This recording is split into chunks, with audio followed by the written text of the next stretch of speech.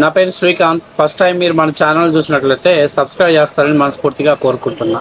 ఎందుకంటే మీరు సబ్స్క్రైబ్ చేయడం ద్వారా మన వీడియోలు మీకు నోటిఫికేషన్ వస్తుంది. సో కాబట్టి మీరు ఇచ్చే ఈ కొద్దిపాటి ప్రోత్సాహం మాకు కొండంత ధైర్యాన్ని ఇస్తుంది.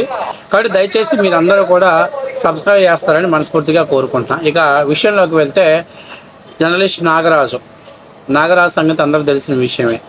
ఆ నాగరాజు ఎప్పుడు అదును చూసి కాటు వేస్తాడో ఆయనకే తెలియదు. తెలుగుదేశం పార్టీలో జలీల్ ఖాన్ నుంచి మొదలు పెట్టుకుంటా పోతే ఒక్కొక్క రాజకీయ నాయకుడిని ఆయన తిప్పలు పెట్టిన సందర్భాలు కోకొల్లలు. ఇక వైసీపీ నాయకులకైతే వాడు సమాధానాలు చెప్పలేక కూడా బయటికి వెళ్ళిపోయిన సందర్భాలు ఉన్నాయి.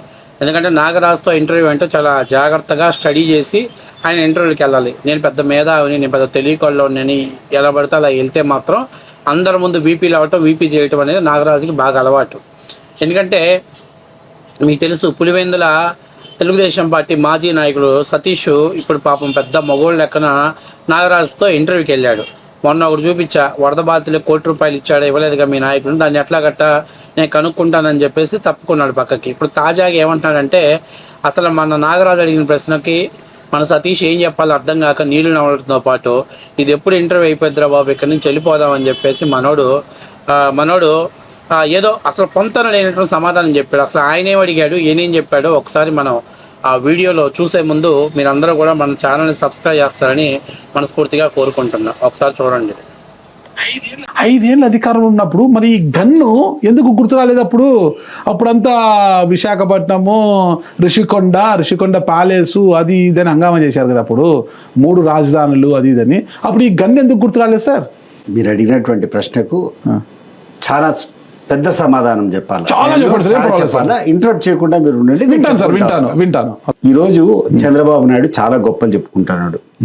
చాలా ఇన్వెస్ట్మెంట్ తీసుకొని వస్తాడా, చాలా పెట్టుబడులు తీసుకొని వస్తున్నా, అంతర్జాతీయ కంపెనీలు అన్నింటినీ తీసుకొని వస్తున్నా అని చెప్తున్నాడు.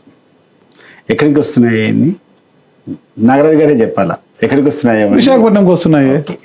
మరి జగన్మోహన్ రెడ్డి ఆ రోజు విశాఖపట్నం డెవలప్ చేయాలా, ఇది ఒక ఫైనాన్షియల్ క్యాపిటల్గా డెవలప్ చేయాలనేటువంటి దాంట్లో ఆయన చేసినటువంటి ఆలోచనకు నిజంగా ఈరోజు జరుగుతున్నటువంటి ఆచరణలో జరిగేదానికి ఏమైనా పెద్ద డిఫరెన్స్ ఉందంటారా నాగరాజు గారు? ఇప్పుడు చంద్రబాబు నాయుడు గారు ఒక తప్పు చేశారు. అమరావతి అనేటువంటి ఒక మారుమూల ప్రాంతంలో తీసుకొని పోయి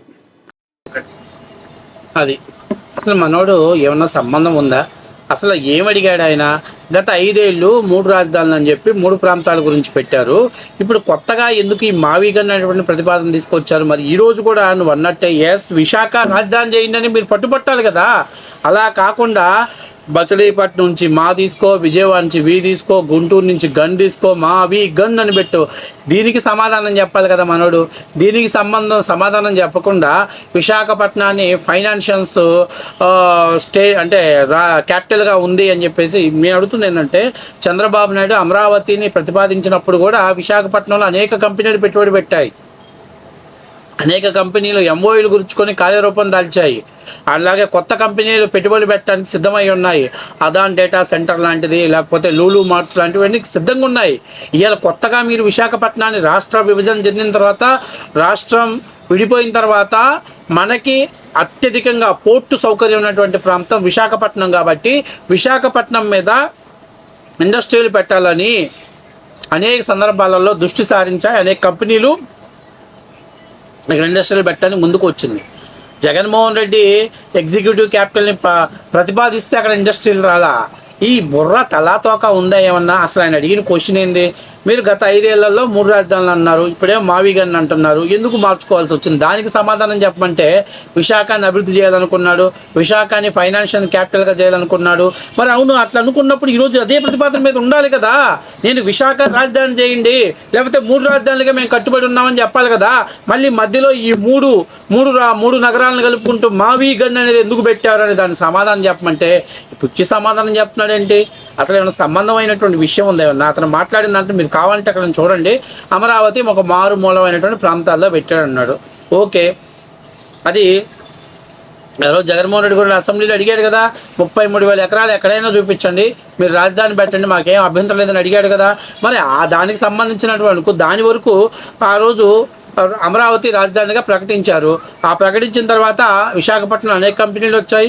అట్లాగే అనంతపురం జిల్లాలో కియా పరిశ్రమ వచ్చింది, అనంతపురం పక్కన జాకీ పరిశ్రమ వచ్చింది, అలాగే ప్రకాశం జిల్లాలో ఏషియన్ పేపర్ అండ్ పల్స్ పరిశ్రమ వచ్చింది. అనేకమైనటువంటి కంపెనీలు ఆంధ్రప్రదేశ్లో సీసీటీలు అనే కంపెనీలు ఎస్టాబ్లిష్ అయ్యాయి. అయితే హీరో లాంటి కంపెనీలు కూడా సీసీటీలో వచ్చాయి. ఇక్కడ నేను చెప్పేది ఏంటంటే విశాఖపట్నానికి మీరు రాకముందే కంపెనీలు వచ్చాయి. మీరు వచ్చేసి ఎగ్జిక్యూటివ్ క్యాపిటల్ అని నామకరణం చేస్తే కంపెనీలు రాలా.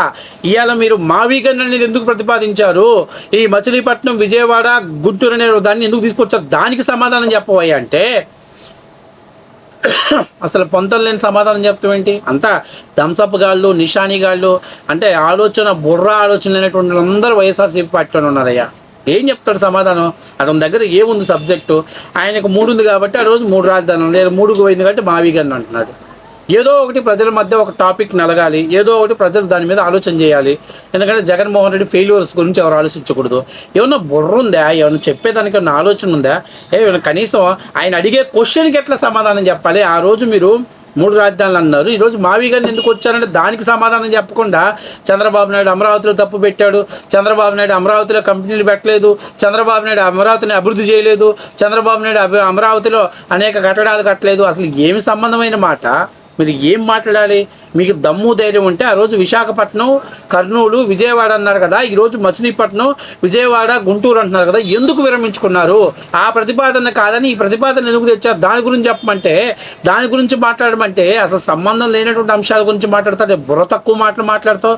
ఈయన మళ్ళీ పెద్ద వైఎస్ఆర్సీపీ పెద్దలు పెద్ద పోటుగాడు అంటే ఆయన పెద్ద మైక్ ముందు మొత్తం మాట్లాడేటువంటి మాకు మంచి స్పోక్ పర్సన్ అంట. కనీసం సబ్జెక్ట్ మీద అవగాహన లేదు, దాని మీద స్టడీ చేయరు, దాని గురించి మాట్లాడటం రాదు. ఎంతసేపు ఉన్న చంద్రబాబు నాయుడు గారి మీద లేకపోతే అమరావతి మీద పడి ఏడటమే కానీ మేము ఎందుకు మార్చాలనుకుంటున్నాం, ఇదిగో ఈ కారణాల చేత మార్చాలనుకుంటున్నాం. పోనీ మేము 3 రాజధానులని ఎలక్షన్లోకి వెళ్తే జనం చెప్పుతో కొట్టారు మమ్మల్ని, మాకు సిగ్గు వచ్చింది. కానీ అమరావతిని కాకుండా ఇంకొంత డెవలప్మెంట్ కావాలని చెప్పి మావీగన్ ప్రతిపాదించిన ఆ మాట అని చెప్పొచ్చుగా. ఆ మాట కూడా చెప్పే పరిస్థితి లేరు. మేము ఓడిపోయాం, జనాలు మమ్మల్ని చెప్పుతో కొట్టారని అని ఒప్పుకోవటానికి మాత్రం వీళ్ళు ఒప్పుకోలేకపోతే వీళ్ళు యుగో అడ్డొస్తుంది. మెయిన్ వీళ్ళు యుగో అడ్డొస్తుంది. ఎందుకంటే 2024 ఎలక్షన్ రెఫరెండం వైసీపీ 3 రాజధానులు, చంద్రబాబు కూటమి ప్రభుత్వం ఎజెండా అమరావతి. అందుకని ప్రజలు అమరావతికే పట్టం కట్టారు. అది ఒప్పుకోరు. అది ఒప్పుకుంటే వాళ్ళ పార్టీ అతిపెద్ద లైఫ్లో అతిపెద్ద తప్పు చేసిన దానిలాగా మిగిలిపోతుంది. కాబట్టి దాన్ని మాత్రం ఒప్పుకోరు. అసలు వీడు కనీసం మాట్లాడేటప్పుడు ఇదిగో ఈ కారణం చేత మేము ఈ 3 రాజధాని కాన్సెప్ట్ని విరమించుకున్నాం, మావీగన్ ప్రతిపాదన చేసాం అని చెప్పి సావచ్చుగా. హైవే ఉందనో, అది ఉందనో, ఇది ఉందనో, అసలు సంబంధం లేకుండా ఇదంతా చాలా లెందీ క్వశ్చన్ అంట. ఎవరు డిస్టర్బ్ చేయకూడదు. ఎవరు డిస్టర్బ్ చేశాడు నిన్ను? అక్కడ ఎవరైనా డిస్టర్బ్ చేశాడా? నీ అంతటి నువ్వే సబ్జెక్ట్ ఏం చెప్పాలి, సమాధానం ఏం చెప్పాలి, కొంచెం స్టడీ చేసిరంటరా. అట్లా నాగరాజు లాంటితో దగ్గరకు వచ్చేటప్పుడు చాలా జాగ్రత్తగా రండి. నాగరాజు మామూలు నాగరాజు కాదు, అదును చూసి కాటేస్తాడు నాగరాజు. నాగరాజుతో ఇంటర్వ్యూకి వెళ్తే జలీల్ ఖాన్ పరిస్థితి ఏమైపోయింది? అట్లాగే మీ వైసీపీలో అనేక మంది నాయకుల పరిస్థితి ఏమైపోయింది? ఆ తోపుతుర్తి ప్రకాష్ పెద్ద మగోళ్ళు ఎక్కడ సగం మేసం తీర్చుకుంటా పరిటాల సునీత గారి గెలిస్తే అన్నాడు. 2024లో సునీత గారు గెలిచారు. ఏందిరా మేసం తీపారంటే నేనేదో ఒక రోజు అన్నాను, నేను పెద్ద మగోడిని శపథం చేస్తాను, నాకు అంత సీన్ లేదని చెప్పి మాట్లాడతారు. అంటే ఇట్లాంటి పావుబాజీ పకోడీ గాళ్ళంతా మీడియా ముందుకు వచ్చి ఏదైతే పడితే అది వాగుతూ ఉంటారు. కాబట్టి నేను 5 నిమిషాల వీడియో చూసినా ఎక్కడా కూడా అసలు ఎందుకు మార్చాల్సిన అవసరం ఏందని దాని మీద చెప్పలేదు. కానీ ఏదో సొల్లు పురాణం చెప్తా ఉన్నాడు. చంద్రబాబు నాయుడు గారు 5 ఏళ్ళలో కట్టలేకపోయాడు, నిర్మాణాలు చేయలేకపోయాడు, 5 ఏళ్ళు కట్టలేకపోయాడు. తర్వాత 5 ఏళ్ళు మీరేం బీకారు? మీరు కట్టొచ్చు కదా. మీరు మాత్రం కట్టని జాతి కాదు. మీరు 3 ప్రాంతాల మధ్య చిచ్చు పెట్టడానికి 3 రాజధానుల కాన్సెప్ట్ తీసుకొచ్చి ప్రజల మధ్య వైషమ్యాలు పెట్టి, తగాదాలు పెట్టి రాజకీయ లబ్ధి పొందాలని చూస్తున్నారు. కాబట్టి ఈ బఫూన్ గల దగ్గర సమాధానం ఉండదు. వీళ్ళకి అంత సీన్ లేదు. జగన్మోహన్ రెడ్డి నంది అంటే నంది అంటారు, ఇది పంది అంటే పంది అంటారు, అంతే. ఇంకా మొన్న రార్కే చెప్పినట్టు 100కి 100% నిజం. ఇది 100కి 100% నిజం. వైసీపీ వాడి దగ్గర ఎవరి దగ్గర కూడా సమాధానం లేదు. అందుకే మావీగన్ అనేది అట్టర్ ఫ్లాప్ అయిపోయి ప్రజాక్షేత్రంలో అది పెద్ద ట్రోల్గా మిగిలిపోయింది. కాబట్టి వాళ్ళకి ఏంటంటే ఎన్ని ట్రోల్ చేసినా సిగ్గు శరం వదిలేశారు కాబట్టి అట్ట పొలిటికల్గా సర్వే అయిపోతున్నారు. ఏది ఏమైనా నాగరాజు అడిగిన దాన్ని 100కి 100% కరెక్ట్ మాట. ఎందుకంటే ఇప్పటిదాకా ఎవరు బట్టినా మావీగన్ ఎలా డెవలప్ అయింది అన్నారు. కానీ అసలు విశాఖపట్నం, అలాగే అమరావతి కర్నూలు రాజధాని అని చెప్పిన వాళ్ళు ఈరోజు మళ్ళీ మచిలీపట్నం విజయవాడ గుంటూరు ఎందుకు ప్రతిపాదిస్తున్నారు అనే దానికి ముందు సమాధానం చెప్పాలి. ఫస్ట్ వైసీపీ వాళ్ళు సమాధానం చెప్పాలి. అంటే ఎవరిని మోసం చేయడానికి మీరు 3 రాజధానుల కాన్సెప్ట్ తెచ్చారు, ప్రజలు యాక్సెప్ట్ చేయలేదు. మరి ఈరోజు మళ్ళీ మావి గారిని ఎందుకు తీసుకొచ్చారు? అమరావతికి జిందాబాద్ కొట్టొచ్చు కదా, కొడితే మీ యుగో అట్ట అయిపోయింది, మీ నాయకుడికి యుగో అట్ట అయిపోయింది. కాబట్టి ఆయన ఈరోజు ఇలాంటి కళలు కథలు అన్ని పిచ్చి పిచ్చి మాటలు జనాలకు చెప్తా ఉన్నాడు. కాబట్టి ఈ వైసీపీలో ప్రతి వాడు హాఫ్ ఎనర్జీగా ఇలాగే మాట్లాడుతూ ఉంటారు. వీళ్ళకి సబ్జెక్ట్ లేదు, అవగాహన లేదు, అసలు మాట్లాడే విధానం తెలియదు. వీళ్ళు మమ్మల్ని మించినంత పెద్ద మొనగాళ్ళు లేదని చెప్పేసి మీడియా ముందుకు వచ్చి మాట్లాడుతూ ఉంటారు.